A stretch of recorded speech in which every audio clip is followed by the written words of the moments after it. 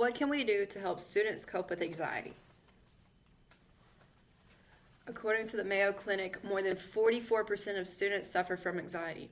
That's almost 150 million kids in the US. That number is way too high. And those students that are more likely to suffer from anxiety are those from low-income homes, students of color, female students, and those that have to take care of someone at home, whether it's a student, a disabled family member, an older family member, or whoever. They have someone that needs them to take care of them, and that can be really anxiety inducing. And the main trigger for anxiety is the fear of failure. Nobody likes to fail. We all fail, but it's not a good feeling. Even if we have someone that we know failed at the same thing we did, it's still not a good feeling. It's almost suffocating sometimes.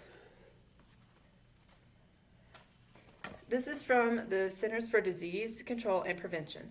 And this just shows the percentage of symptoms of an anxiety or depressive disorder, symptoms of an anxiety disorder, and symptoms of a depressive disorder, and just how those numbers gradually increase over the period of August 2020 to February of 2021.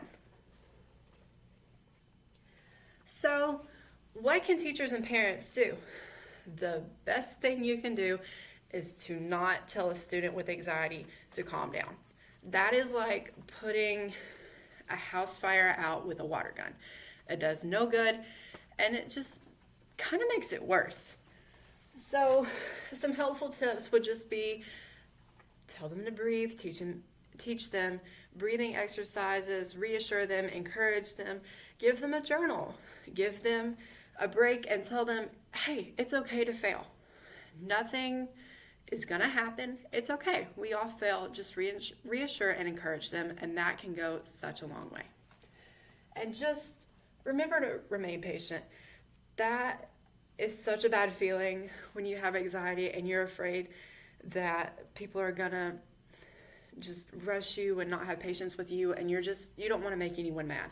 And that just makes it all worse. So just stay patient and reassure your student, and it will just help them so much.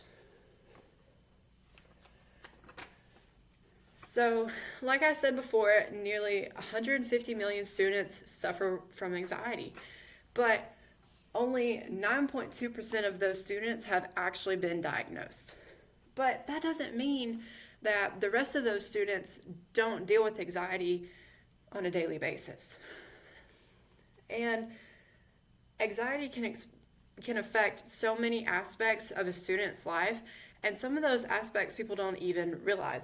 It can affect their energy, how much sleep they get at night, how much they eat, how much they sleep,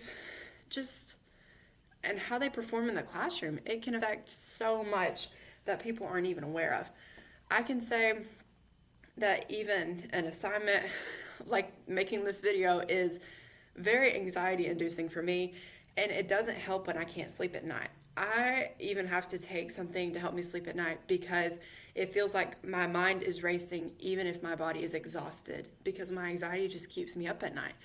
And so many of my friends and peers, they experience this too. And pretty much everyone, actually 88% of those students that suffer with anxiety, they can't sleep at night either.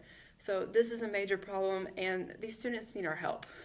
Anxiety is very serious, and it's becoming more common that people know about. They just don't know how to handle it.